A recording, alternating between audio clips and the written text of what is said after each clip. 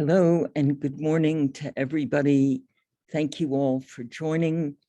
I think we'll start today's roundtable discussion. This is like an expanded editorial brainstorm with an expert and a colleague who is very well versed in tracking disinformation on Spanish language social media platforms.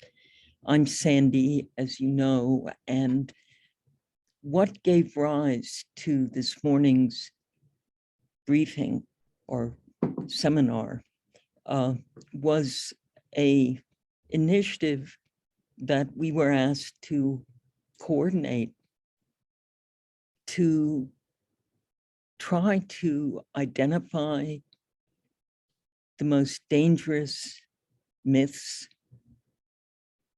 lies, disinformation circulating in Spanish-speaking communities primarily, but Hispanic neighborhoods overall, about COVID-19 and vaccines. And we've talked to all of the folks on the call today. Thank you very much for agreeing to participate.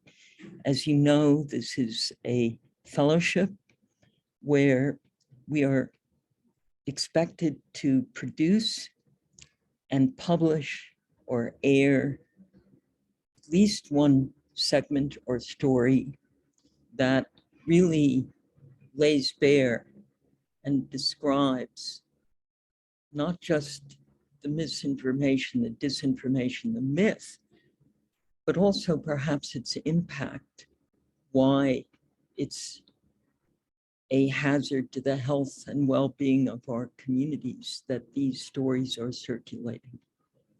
And many of you have had excellent ideas, and we want to share some of those ideas today and describe over the weekend, if you can send me a summary of what idea you're really going to sort of zero in on so I can share it with Irina Milera and Pilar here at EMS.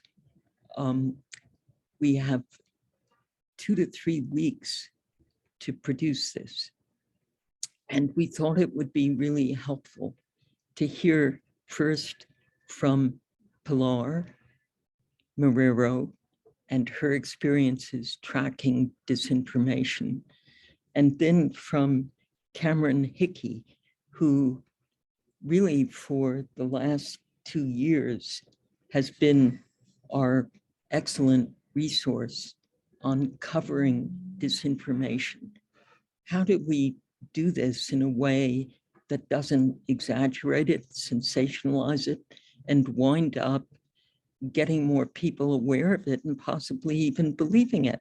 So this is actually, I think, a very exciting project, but it's a tricky one. It's a difficult one. And so we'll start with Pilar and what she's seen, some of the mistakes we've made in covering this topic. And then we'll go to Cameron. Cameron is the director of the Algorithmic Transparency Project of the Campaign for Citizenship, the National Campaign for Citizenship, which is a nationwide nonprofit that he'll tell you briefly about. And then we're going to go right to you, ask you questions and ask you to ask questions and share story ideas you have and hear back from Cameron, Pilar, and others of us to kind of form, to think through, to brainstorm this assignment and work almost collectively to see if we can support each other as we go forward with our individual fellowships. So let me start with Pilar And thanks for sharing your last 2 years' experience on this, Pilar. Hi everyone. Hi Sandy. Thank you for the introduction and the chance to speak. This is a topic that I love, but it's difficult and it's tricky, like you say. I can only talk about my own experience. I have learned a lot from Cameron and Caitlin and other folks in the project. We started, and I want to talk a little bit about how we started working on disinformation. We started as a fellowship of EMS and ATI. At the beginning of 2020, we were supposed to be trained to track disinformation on the census. Remember the census? And then right away, when we started working on the census, the pandemic started. And everything in social media and around us became pandemic information and disinformation. And that was there was a term that was coined, I think, by the World Health Organization, which is infodemia, which is a kind of pandemia of information and disinformation that was going around. Chances are, if you're hearing a myth, if you're hearing someone tell you a certain thing, like, oh, I'm not going to get the vaccine because the vaccine is giving people cardiac problems, or the vaccine it was too fast, it was developed too fast, or et cetera, et cetera. Chances are that that person heard it from someone else, from someone else, from someone else, from someone who was passing around a piece of information on social media. Some of the networks are open and easier to track, and you can find the origins, but some of them are harder, and Cameron is the real expert in this, and he can talk to you about this. But a lot of the stuff you will hear from people in your family, in your community, friends, etc., it's coming from social media, and it might be from previous beliefs that people have, and or from people in your community that unfortunately take advantage of others.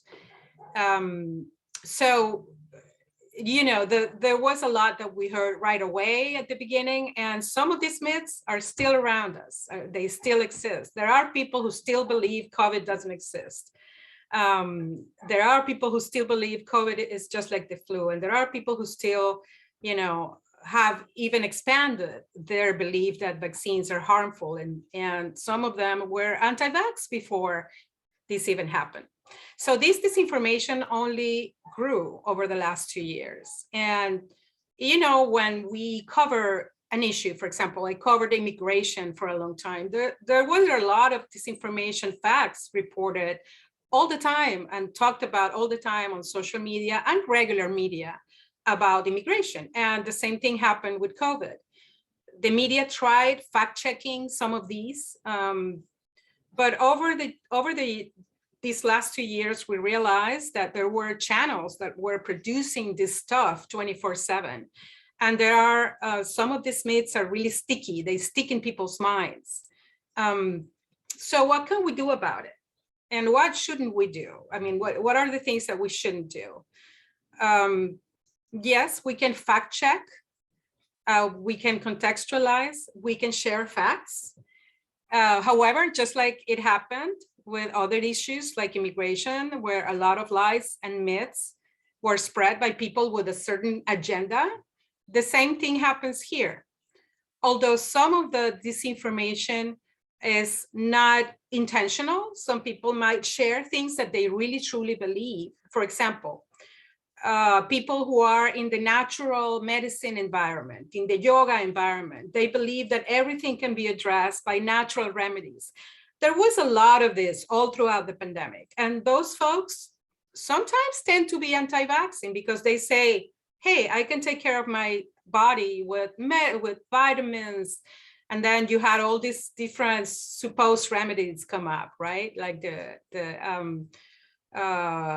silver colloidal, whatever, or this vitamin or this other vitamins. Some people were actually selling these vitamins and they were emphasizing this. Presenting the facts doesn't always work. but the reporting over time about COVID deaths and personal experiences of people does have an impact in the long term. We all heard about the people who were not vaccinating and who suddenly found themselves in the hospital with COVID, and they got a bad case and they were dying, and they had a quick turnaround and became pro-vax. I think it may convince some people. That doesn't mean everyone will be convinced by that.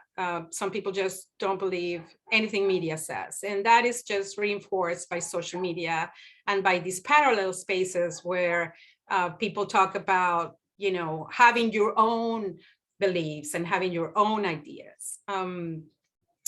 Anyway, so in Spanish, we saw a lot of disinformation coming from groups in different countries.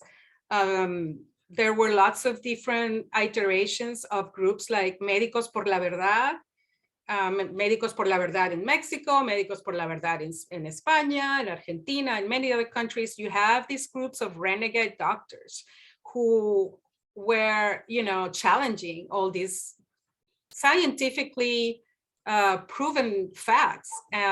Who knows why? Because maybe they themselves wanted to carve a different name for themselves. Maybe they themselves believed it, but they gave a certain gravitas, a certain believability to some of these lies, right?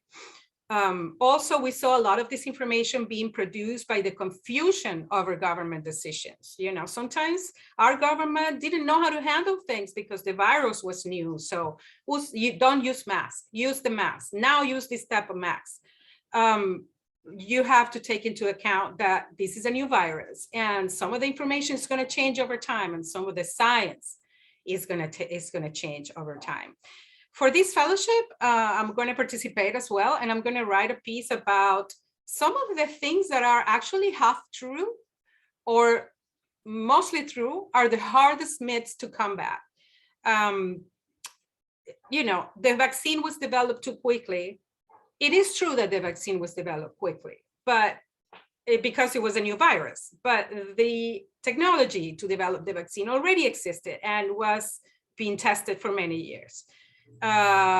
We don't trust the government. Why would we trust the government that wants to vaccinate us? Well, it is true that people trust government, media, and people in the news less and less. However, you can find trusted sources in your community that people actually trust, that are closer to them. So anyway, I'm gonna list some of these myths that are mostly true, and I'm gonna try to frame them in a way that doesn't emphasize the lie. And my strategy will be to avoid emphasizing the myths and surround each of the myths with facts and data, and if possible, testimonies from people or from experts. Also, I think I would be very careful with the headline. Sometimes we see the coverage in the media. The headline is very sensationalistic because we want people to click on the story. We need to avoid that because that can only emphasize the lie. People often only read the headline. So be careful with the headline and be careful how you present the lie. And then, using trusted messengers to spread the right information, trying messages that are connected to people's beliefs or principles, such as religious principles, family love, society welfare. And one thing I would advise is something at the beginning, this was hard for even me because I have very strong feelings about this issue. Mockery and making fun of people doesn't work. Moral superiority, saying, oh, the people who don't believe in vaccines are less than you or less intelligent, doesn't work. You have to respect people. You have to present, you have to listen to them and you have to respect what they're saying, even as you can counter with some factual information. So I think I've done my time, Sandy. All right. So I'll give it back to you. You're muted. You can't hear you. I'm so sorry. Thank you, Pilar. Can you now introduce Cameron? All right, well, so then I'm very happy to introduce Cameron Hickey. He's the disinformation, misinformation guru we've been working for a couple of years. It's been a lot of fun. It's also painful sometimes. But go ahead, Cameron. Thank you so much, Pilar and Sandy. And let me just say, it's been a pleasure to work with both of you and with this project over the last 2 years. I have learned a lot, and I feel like we've really grown and developed how we think about these issues quite a lot. Today, I want to start by going over what we did at the end of last year, which was to kind of identify what are all the most common themes that we see. Pilar touched on a number of them already, and I think, so I just want to move sort of swiftly through them, but I think it's important to recognize there are lots of different pieces of misinformation, disinformation, half-truths, etc., floating around related to the vaccine and related to COVID-19. But most of them, the vast majority of them, fall into some common buckets. And so it's useful to think about what those common buckets are when you're observing a particular piece of content, because frequently addressing it can be done the same way, regardless of the specificity of the problem. So I'm going to dive right in and talk about what some of these buckets are. Cameron, remember to go slowly for the interpreter. Absolutely. I'm not going to read everything on the screen, but also make sure you guys have access to this afterward if you want to read in greater detail. But the first and most common theme that we see that is problematic, that still persists today, is that the vaccine doesn't work. There are many different versions of misinformation that communicate the same idea that the vaccine doesn't work, and they come in many forms. So one of them is that the fact that there are boosters means that the vaccine didn't work. So people sort of misunderstanding the reason and logic behind boosters and taking the existence of a booster shot as evidence that the vaccine doesn't work. Another example that we cite here is a more recent one. The idea is, which is legitimate, that Omicron variant was spread across the world by vaccinated people, because in many cases, only vaccinated people were able to travel or go between countries, etc. So the logic stands that Omicron must have been spread by vaccinated people. Therefore, again, the vaccine doesn't work. But there's lots of flaws in that logic. But nonetheless, people use these bits and pieces of truth to rationalize a belief that the vaccine doesn't work. And that's a motivation to not get vaccinated or to not get a booster shot or to resist mandates or all other kinds of things is all based on this broad idea that the vaccine doesn't actually work.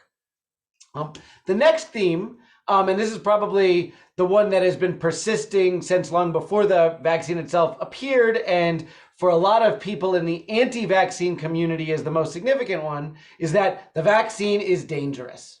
Now, there are hundreds of different ways that people are talking about how the vaccine is dangerous, but they all fall under the same broad category. Some people say things like the vaccine contains toxic chemicals. There's lots of different chemicals that we see circulating on social media that they talk about.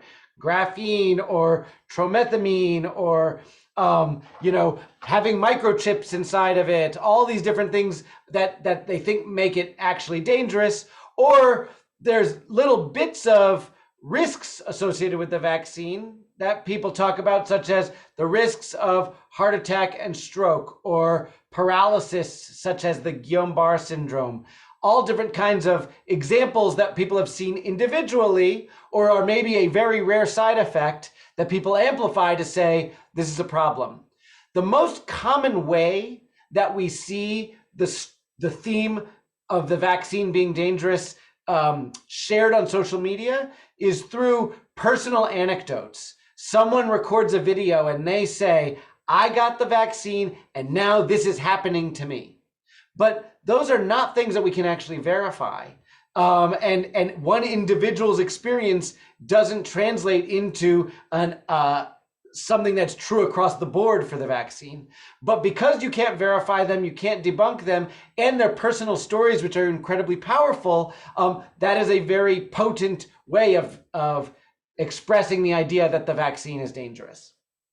The next theme, and this is sort of a bucket, but it's an important one, especially now, is various themes related to children and vaccines. So one common theme that we've seen, especially in a lot of Spanish language content, is that the vaccines aren't necessary because kids have strong immune systems, or because when kids get COVID-19, it's not serious. Now, the statistics on that are, they stand on the side of those statements, but that doesn't mean that children shouldn't get vaccines, right? There are other bits and pieces of stories. Children, especially young men, more likely to experience particular side effects, such as myocarditis. So connecting kids and vaccines to the vaccine is dangerous. There are a variety of different themes that are specific to children.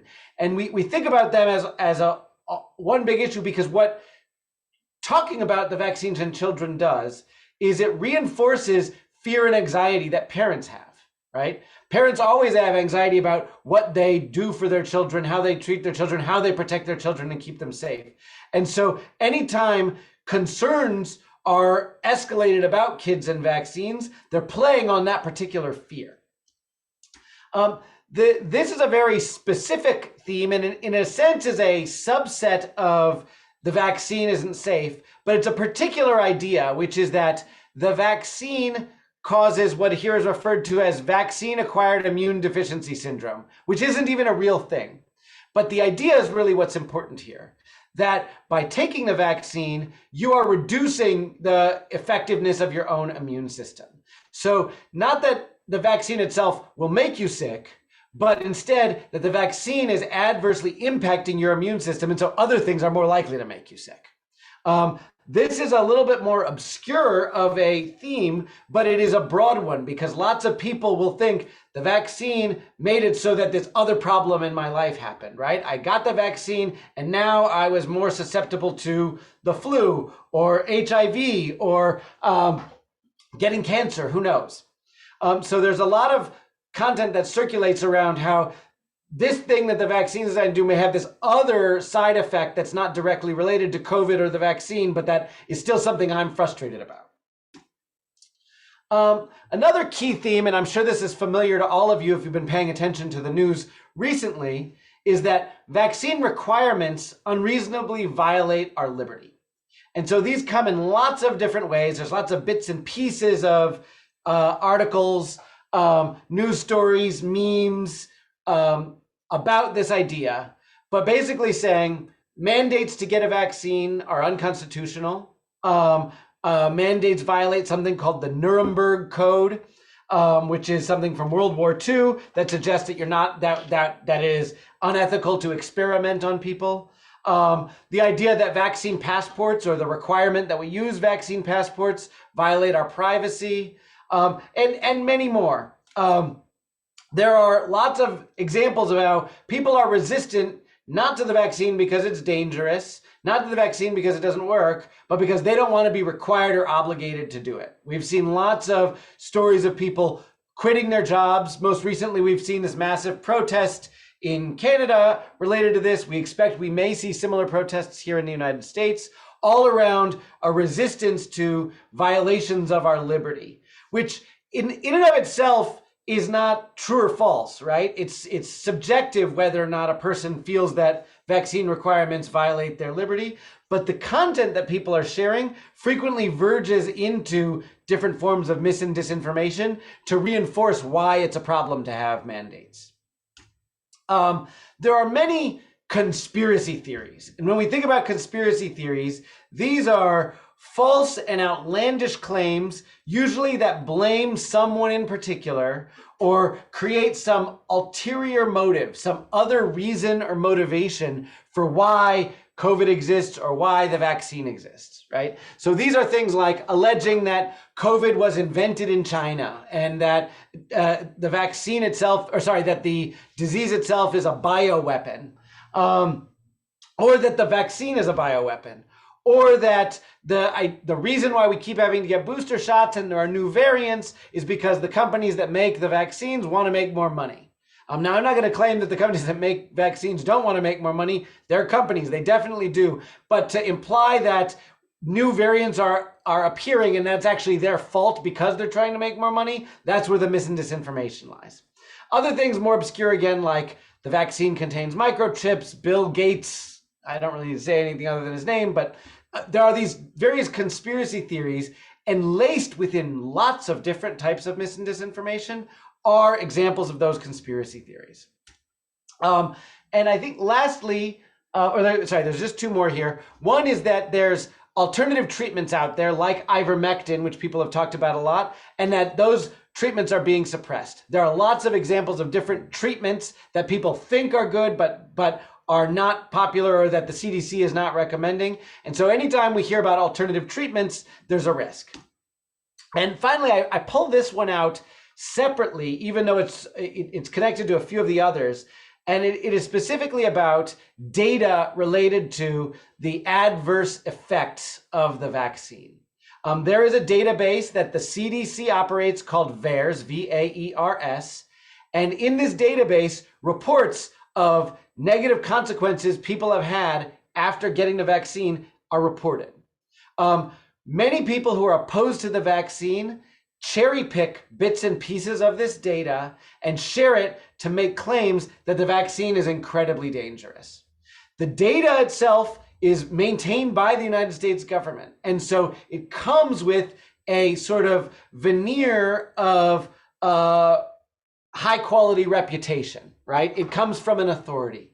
But the reality is the way that people use data from the system, and there are lots of different examples and different ways that they use the data, is misleading. It lacks context. It doesn't explain the whole picture. And there are lots of different ways that that problem manifests itself.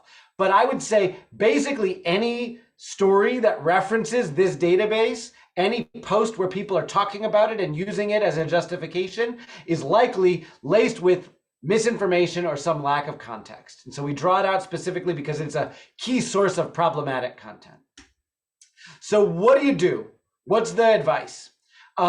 We have, working with ethnic media services over the last 2 years, have lots of specific bits of advice that we talk about, but I actually think that First Draft News, and there's a link here that you'll be able to access as well, has assembled some really good resources on this that are important to think about. The first thing is thinking about prebunking and data deficits. So in particular, when you find a piece of misinformation, try and extract from that misinformation, what is the data deficit? What is the thing that is lacking in the conversation that's making people believe and share that, right? So rather than thinking just about this is a false claim and here's why it's false and here's how I can explain why it's false and what people thinking that false thing does, it's thinking about what's actually missing broadly in our reporting and in our conversation in society, that if we put that information in, people would be less likely to believe these myths in the first place. There's a lot of key points to this in terms of thinking about what example you choose to express how you pre-bunk a piece of problematic content. And then there are particular strategies. I'll talk a little bit more about these on the next slide. In particular, we think about when you're developing your content, be clear about explaining why the problematic content is spreading, not just what it is and why it's wrong, right? So think about why it's actually appearing in society. That's both about why it has currency, why people are sharing it online, and what the data deficit is. And as Pilar said, focus on what the impacts this problematic content has on the community, right? So why is this particular piece of mis and disinformation creating a problem? I think it's also important to acknowledge the challenges, not to gloss over them. And we face a lot of challenges, right? The certainty of science, it's a moving target, right? It's not absolute and always true and fixed in time. What we believed was the case at one point in time, better science, more research has changed what we believe. That doesn't mean that we were wrong before or that we were lying before, but it's important to acknowledge that. It's also important to acknowledge, for example, that anecdotal reports can't be verified. So when someone's sharing or circulating a video that says, this happened to me, it's important to say, we can't prove that what that person said is true or that the reason why they said it happened is true. So we have to acknowledge those challenges. And this more broadly, that things change over time. Slow down, Cameron. I'm sorry. And then, and this is, I think, generally speaking, an important one. I know that Pilar already mentioned it, but we never want to lead with the false statement. We don't want to use the false statement in any headlines. There's advice various experts have used, which is when you're doing reporting on misinformation, use the structure of the truth sandwich. So lead with the fact, then warn the audience that you're going to provide them some misinformation, describe the fallacy, and explain the tactics that are being used, why those tactics are potent and why they're problematic, and then reinforce a fact at the end. So you start with a fact, you end with the fact, and your problematic content is sandwiched in the middle. And then building on that just a little bit is think about the examples you use and how you deal with them. In every case, it's important to make sure you don't expose the raw information. You don't just take a video and paste it into your news article or share it in your piece, right? You need to wrap it or layer it with context.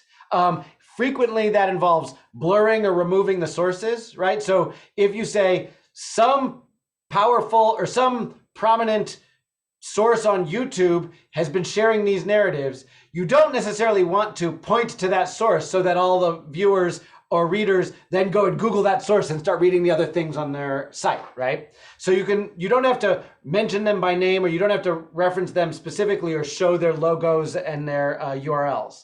I mean, finally, thinking about when you share actual content, using overlays. So if you've got an image that contains misinformation, slap a big red X over it, or put a wash of color over it so that it doesn't look like the original, and put in big bold letters, this is false, or this is misinformation, or this is outdated or lacks context.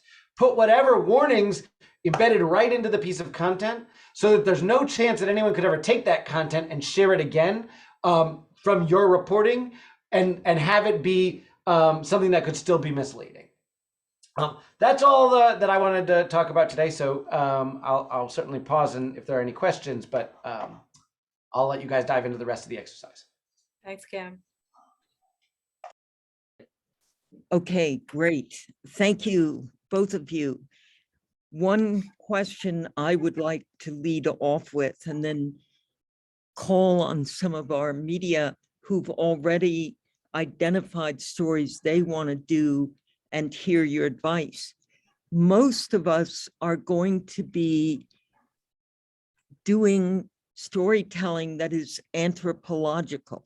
It won't be stuff we see on social media so much as it's interviews with people who either believe the myths or people who have worries that their best friend believes the myths.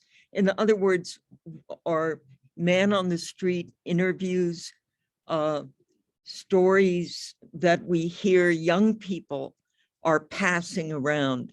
What are young people telling each other about vaccines that they either make up? In other words, it's raw information, Cameron.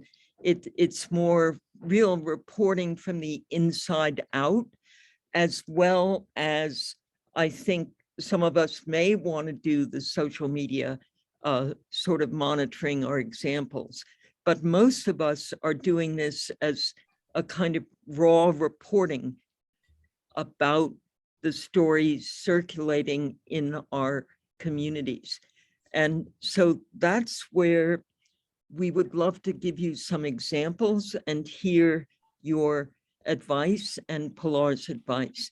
And I may call on Jorge Macias, who had outlined one or two very specific stories. Could you give us an example, Jorge, of what you're intending to report on? Yeah. Yeah. Yeah. Good morning, everyone. I have a specific case about a lady that many people know her in Los Angeles, and she got infected by COVID-19. Her husband, her daughter, and her grandchild. She was using chloride dioxide, and she went to Mexico, especially to Tijuana, to buy the chemicals. And she was telling me when she was sharing her story that she was mixing 15 milliliters of chloride with water, and she was using as medicine to prevent COVID. And she said to me that it worked on her family, and she don't understand why the government is pretending to force everybody to get the vaccine. And she said, no matter what, I'm not gonna get the vaccine. That's a specific case, and it is very dangerous, the message that she wants to express in public right now when many people doesn't want to get vaccine. And how can I use this information in a proper way, not to mystify this myth or this false idea that she was doing this kind of experiment with her own life?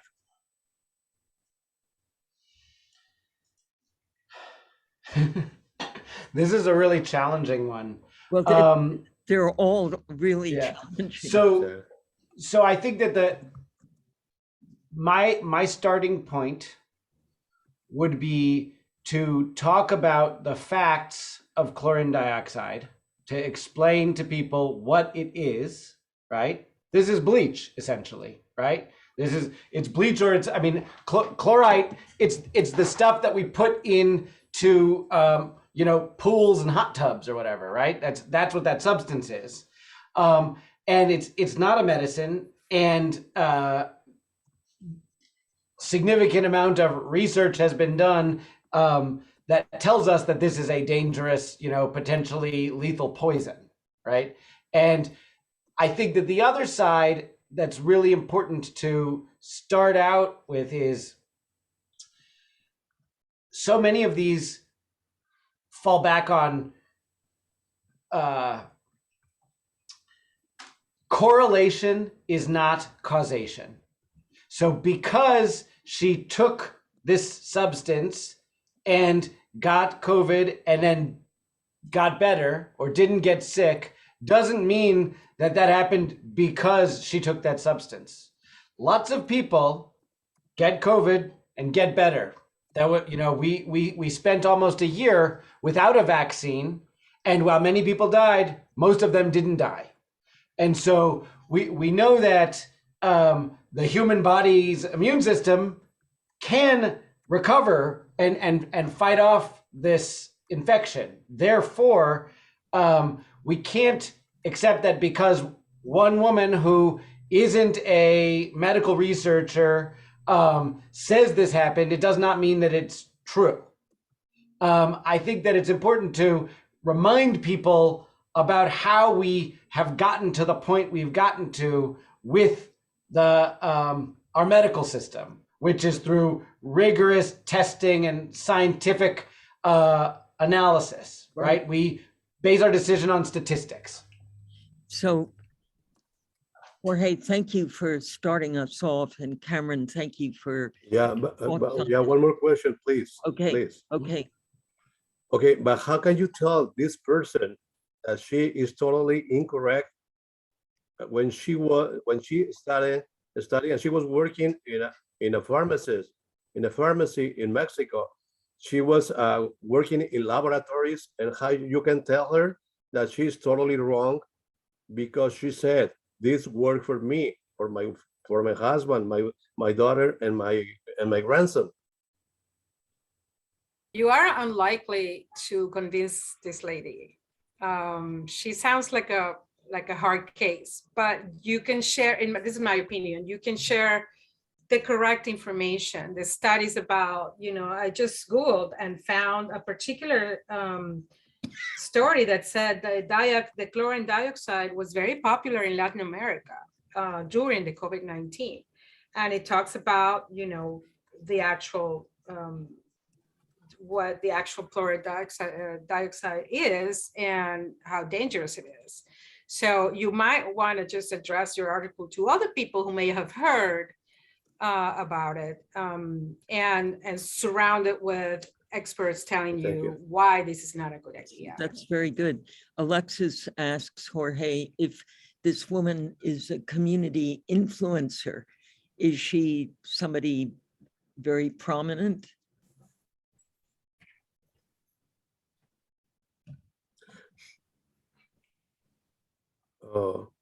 Okay. Well, she's an activist in Los Angeles for the immigration reform. Okay, Gosh, so ouch.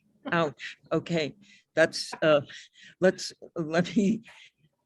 This is Cameron. This is why this is so important. I mean, this is stuff that falls beneath the radar, which our media are able to identify and report on. I'm going to ask people who have questions or comments to, can you use the little icon on reactions and put your hand up, raise your hand. I know, Diana Martinez, that the San Fernando Valley Sun had some ideas, and I also thought one of you had to leave early. Is there anything you want to share about the story you're planning on?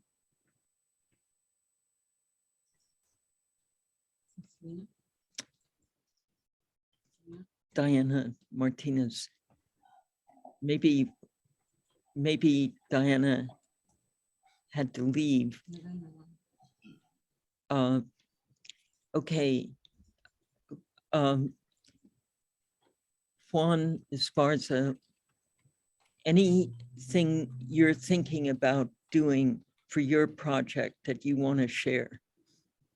Well, I mean, everything's been interesting thus far. And Sandy, in talking to you earlier in the week, you know that I'm sort of getting a late start to all this. But my thoughts are like, I'm going to try and go out to beauty salons, because that's where a lot of people talk. And I know that there's a woman that I know through the years who has been on social media, but she has not really posted anything that's either pro or con on COVID and the vaccination and the spread of it. But I'm going to go and just try and listen to her and touch bases with her. The other thing I want to do is I want to talk to some Latino doctors here and see what they are hearing from their patients. There's a father and son doctor team here in Fresno. They both got COVID, so they can talk personally about how it did impact them. And I know I'm sort of going in a lot of different directions, but I'm trying to figure out where I'm gonna, squeeze everything down into the story. The other thing is that I know that at least here in the Fresno area, there's a public service announcement on getting vaccination and protecting using face masks and so on by various Latinos. But I'm wondering how effective those are. I mean, who are the Latinos listening to? And apparently here in Fresno County, they're not listening to a lot of people, because Fresno County and the surrounding counties have the lowest vaccination rates in California. So I'm going to sort of like look and go in all those directions and sort of figure out how to put it back into one relatable story regarding myths and disinformation and what is being done to tackle that. Thank you. Cameron or Pilar, any comments or suggestions? Well, it sounds like you don't have the full picture yet. So I'm not sure if there's an easy way to comment. I guess one thing I would say is the low vaccination rate is not exclusively determined by, or is not caused by mis and disinformation, right? So the larger inequality in society manifests itself in the way that vaccination uptake has happened across the country, right? We are involved in a project now that's specifically focused on equity in vaccine access that targets specific communities. And so I think highlight, there's a possibility that I know this mandate here is about myths, but also reinforcing the idea that that systemic inequity is one of the reasons why people aren't getting vaccinated, and maybe using that as kind of a call to arms, right? Like we should not let this be another case where we're left behind. That's very, I like that one. that's very helpful. Jesus Noyola from Radio Indigena, do you want to speak Jesús, Spanish? ¿quieres hacer tu comentario? Pregunta, yo te hago la traducción simultánea porque sí, va a ser difícil si no. Sí, buenas tardes a todos. Buenos días. Buenos días, good morning. Hablar de los mitos y realidades de las vacunas es muy pues alarmante acá en nuestra comunidad. Vivo en el condado de Ventura. So this is very alarming in my community. I live in Ventura County. He estado trabajando como promotor de información de alcances del COVID y las vacunas. I've been working as promoter of, vaccines and medical responses to COVID in my community. Y normalmente la información que llevamos o voy a los lugares que son como panaderías donde van los campesinos, trabajadores en general. And I share information in places where people gather, like bakeries and coffee places where, the farm workers gather and others in the community.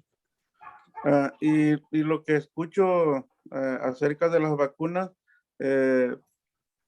que tiene un microchip, que un 20% no quiere acceder aquí en el condado como a ponerse las vacunas, y también esa preocupación de la esterilización en los niños, la vacuna. So what I'm hearing from people, things like the vaccine has a microchip, that the vaccine can make you sterile, and we have about 20% of people who really do not want to be vaccinated. So could you ask Pilar, could you ask Jesus if he's going to sort of give an overview of what still are persistent myths about vaccine that people don't let go of? Okay, so la pregunta para ti es, Jesús, entonces vas a enfocarte en esos mitos que hacen que en tu comunidad todavía haya personas que se resisten a la vacuna. ¿Esa va a ser tu historia? Esa va a ser la historia de videos, en la historia de entrevistas a personas que se han puesto la vacuna y las personas que están en contra de, pues, que se resisten a tomar la vacuna. He's gonna do video of people who have gotten the vaccine and who are fine. And also he's gonna touch on some of the myths from people who believe them. This is indeed very challenging, and it's terrific you're going to do this. We look forward to working with you, Jesus. Any editorial? Muchas gracias, Jesús. Cualquier ayuda que necesites, ya sabes dónde estamos. Because we've only got about 11 or 12 minutes left, I want to go next to Alexis from El Tecolote, but ask you to be very short, okay? What is your question, or what is the story you're proposing to do?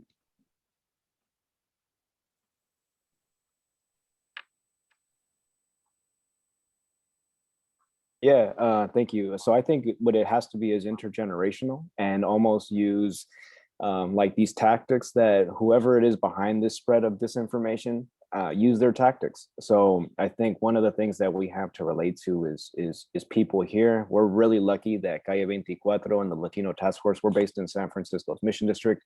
They're actually about to embark on another campaign, information around vaccines, boosters, whether or not to, still operating with mask usage indoors, all of that. So I think one of the things that we need to do is really link up with this community org to see what the needs are for our folks. And we could do stories. We have a podcast. We could do audio stories as well. One thing that we did for the census, Pilar, you mentioned the census, was doing a comic, in both English and Spanish, but prioritizing the Spanish. And I could already foresee it, do a comic of side by side, two people who are going about their daily lives. One of them gets a ping on their phone that says, hey, get this vaccine. Another one gets a WhatsApp message saying like, don't get it, and then just follow their trajectory. I had a cousin in New Mexico who was like hyper Christian and former military, who died of this and doesn't get to meet his granddaughter. So I think appealing to like this whole intergenerational messaging, because that is something central to our community as a whole. I think that's really important. And so to work with a community org that's already kind of doing this work, and it's all because we're a newspaper, right? We're doing what we need to do, but they are a health community organization that is on the ground doing this work. So linking up with them, I think, is completely natural.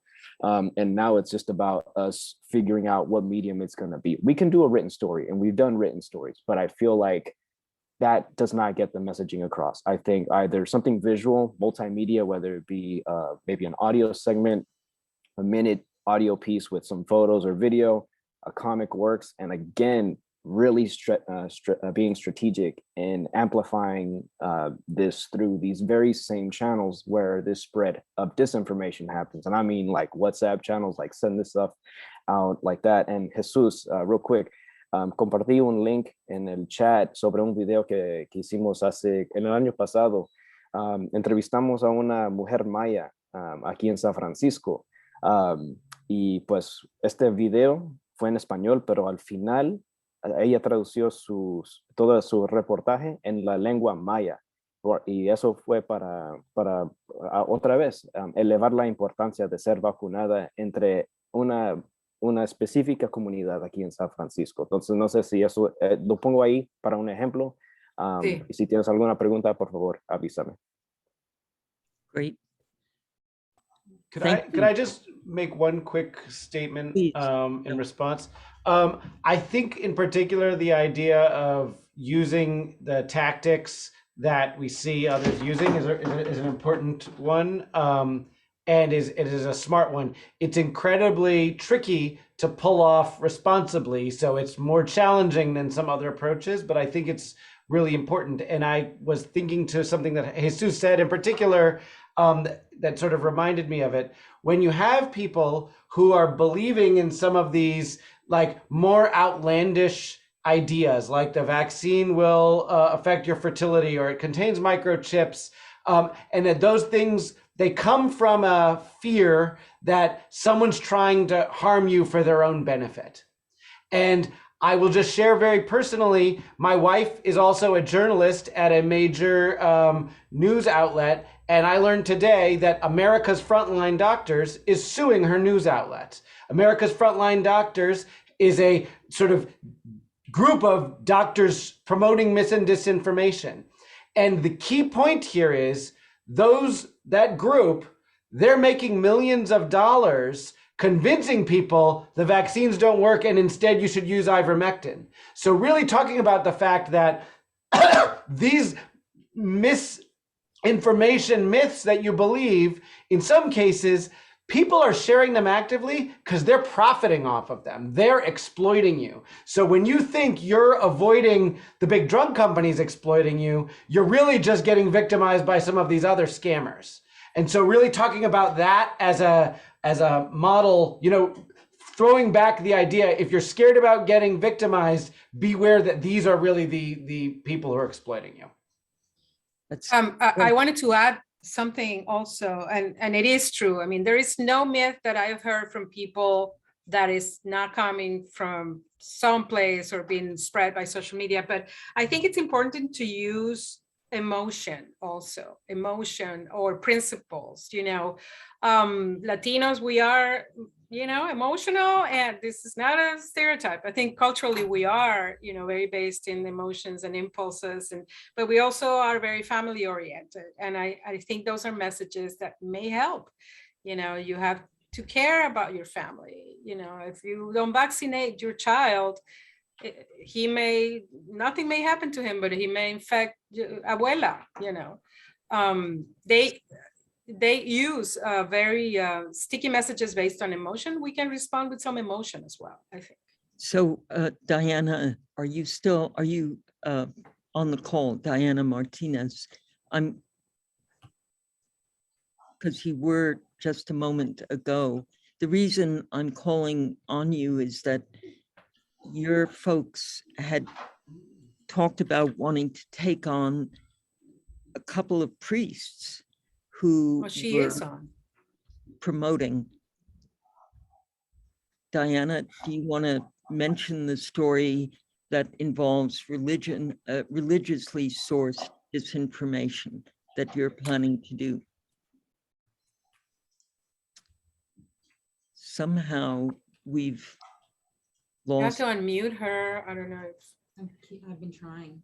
She has to agree to be unmuted. Okay, somehow she might have stepped out. Okay. Well, there, of course, a number of people have talked about the role of faith leaders often in promoting misinformation, disinformation for religious reasons. And these are very widespread. And we don't have time to go into this now, but several of you outlined story. There you are. Hi, Sandy. Sorry.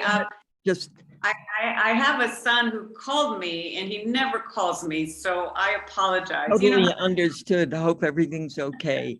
Do you want to just quickly mention your religious story? Unfortunately, I promised people I will end at 12. Okay, I'll make it quick. What our team has seen, and it's been really rough, is that in the Catholic churches, the priest is actually in the homily telling people not to take the vaccine because they will lose their natural immunity or their natural fighting properties against cancer.